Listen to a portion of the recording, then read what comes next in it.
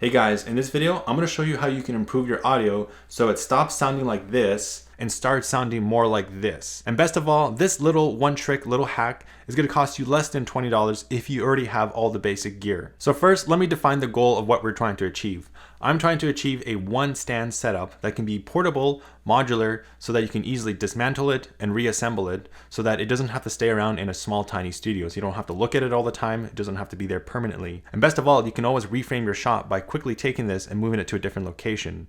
What you also want is really good video quality. So you're going to need some kind of light. And of course, you need really good audio quality. And there's one key component that I'm going to get to it later in this video that really contributes to all this to sounding pretty good. A couple of other things I'm trying to achieve is that I don't want any wires, so I don't want any lavalier mic. Sometimes it's really annoying to have one attached to you. I also don't want any microphone in the shot, so it has this very cool, clean type of look. So in terms of the problem, one of my biggest pet peeves, especially when I'm watching other YouTubers, is that when they're talking to a camera, there's this really distinct echo and reverberation. So personally myself, I thought I could just strap on a shotgun mic, a really good shotgun mic on my camera, stand 6 feet away from the camera, and then I would expect to get really good audio quality. Well, I was completely wrong with this. Obviously, buying an expensive microphone isn't going to be helpful if you mount it really far away.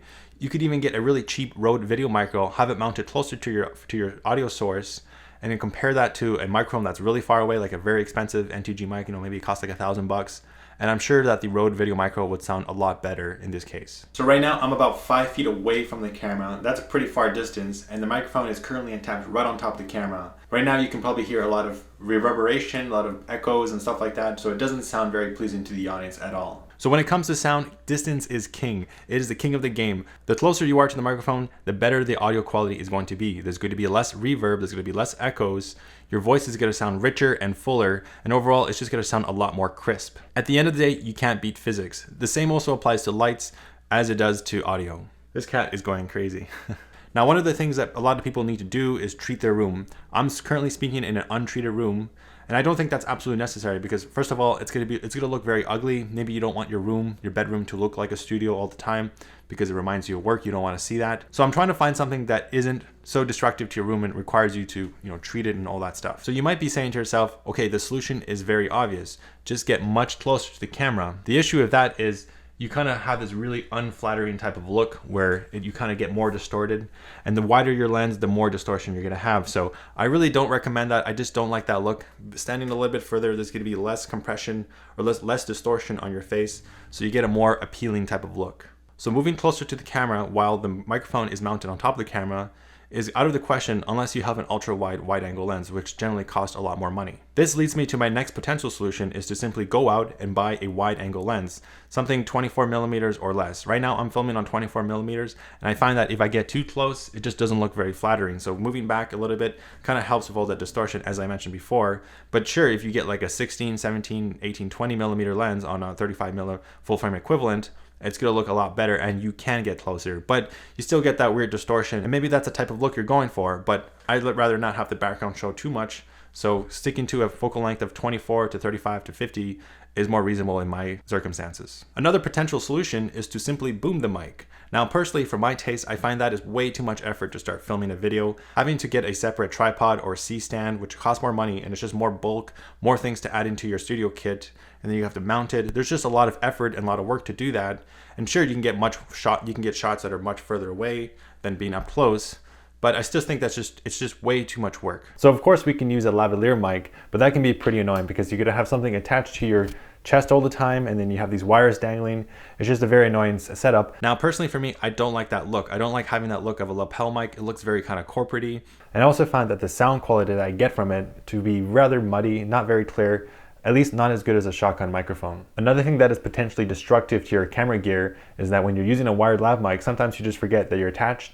You get out of your seat, you move around, and you just pull down your entire tripod setup, smashing your camera on the ground. So that can be very dangerous if you're using a wired lav mic, of course. Another alternative to using a wired lav mic is to use the Rode Wireless Go. I really do like this microphone system. It's very nice that it's wireless, so it's flexible. You don't have to worry about pulling any wires or anything like that.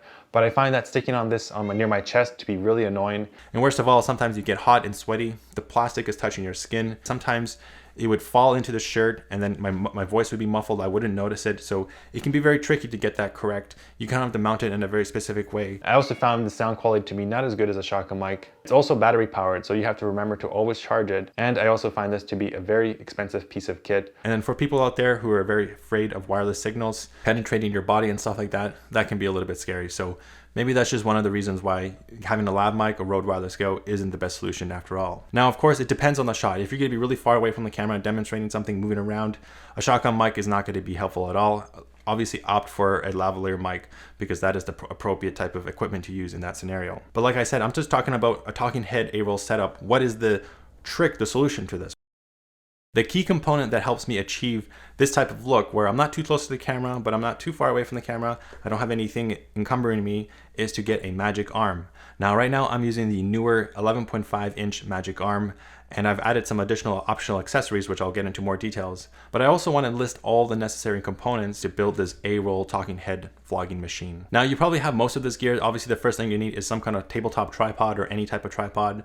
I do recommend a tabletop tripod if you can use that as your main method, because I just find it much easier to set up than having to set up a tripod all the time. It's just less things and it's less big and less cumbersome. So if you have a table in front of you, definitely opt for that. The next obvious thing you need is a camera. Right now I'm filming with the Sony ZV-1, and I really like this camera because it's super compact. It's great for beginners, but it's also good for people who are more intermediate because they can use this as a B-roll camera. Since this camera is so light, you can mount this in awkward places, in places such that a full frame camera simply can't fit, or it's just way too heavy and might fall and crash, obviously. The next thing you need is a very basic type of shotgun mic. I'm using the DD-D3 or the 7 Rims Minbo M2, which are kind of shotgun mics that are less than 80 bucks. So really good value shotgun mics that are out there, like the Rode Video Micro. You don't need a very expensive one. Like I said, distance is king when it comes to audio recording. So just get any type of shotgun mic you can find on Amazon that is rather cheap. And the last thing you obviously need is a good light. So right now I'm filming with a Falcon Eyes Mini F7 mini light. Now there's other types of lights I use, such as the Aperture Amaran F7, which is also a very compact light, although it's a lot bigger. But I find that this mini shotgun mic, this mini light, all kind of suits this little camera. I have this filming A-roll setup that's just one stand, really portable, really small, and just overall fits all together very well. So I've noticed a lot of YouTubers out there, especially ones with over 100,000 subscribers, they like to talk about their one stand setup. A lot of them use huge setups. These stands are not very portable. They can't be moved. Maybe you can roll them around, but they're using very expensive equipment that costs well over $5,000. For example, they're using Aperture lights that have these big soft boxes. Yes, that's going to yield a much better results, and they're going to have very expensive microphones and all that stuff, but everything is just so heavy. Right now, what I'm filming with, it's super light, easy to reframe. You can put it in a different location, and it's just easy to set up. So you don't really have to have it set up all the time. You can dismantle it, you can tear it down. I find that those other setups that they talk about are very permanent. They're kind of just hard to like disassemble. In my personal circumstances, I don't have a dedicated studio, and I don't like seeing my equipment lying around in my bedroom or in my office. I find it very distracting, and it can be very annoying because you have wires tripping over you and stuff like that. So I like to have all my equipment hidden away, and that when I want to film something, it's just very easy to assemble and then tear it down, of course. And best of all, this setup is rather cheap. Of course, the camera is expensive, but all the individual components are not that expensive and less than $300. Now, I have a couple questions for you. If you can find a magic arm that's longer than 11.5 inches, I would be very grateful. So please let me know in the comments down below. Now, yes, there are boom mic clamps that you can use, but I find that very not practical because it's hard to mount it on a camera. Right now, I actually have a cold shoe at both ends of the magic arm so that I can easily just put it on my camera system really quickly, and it doesn't need a cage or anything like that. It just mounts onto the cold shoe mount, and I'm ready to go. And of course, the magic arm is so flexible because it just has one little ratchet, one little knob, and I can adjust it. I can do micro adjustments to the microphone so that it directly points to my mouth source. Now, when it comes to choosing the particular magic arm, obviously get the longest one. 11.5 inches is, like I said, it's the longest I could get.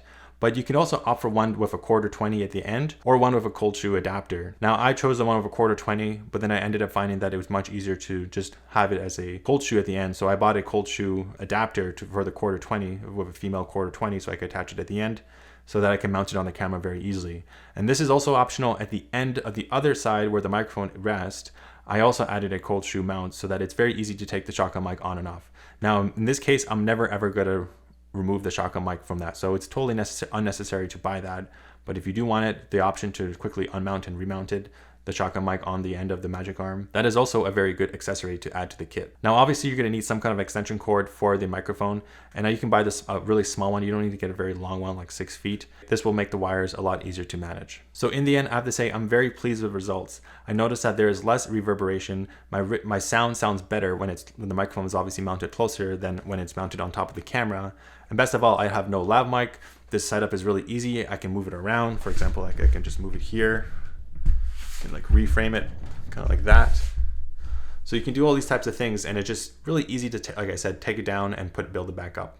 So to summarize this entire video, the key thing is to get a Magic Arm. I feel like having that Magic Arm is really going to add those crucial 11 inches that it moves the microphone closer to your mouth so that it sounds a lot better. If you have any alternatives to this solution, please let me know in the comments down below. I'd be very interested to know if there's a way to mount the microphone a little bit further out so I can get a shot that's maybe like this far or something like that, without obviously getting the microphone in the shot. Anyways, thanks for watching to the end. If you like this video and it gave you any value, please do give a like. It really helps out the channel. And if you want to see more of this type of content where it helps you shoot in a minimalist, small studio environment, hit the subscribe button because I'll be posting a lot more about this. Thanks for watching, and I'll see you in the next video.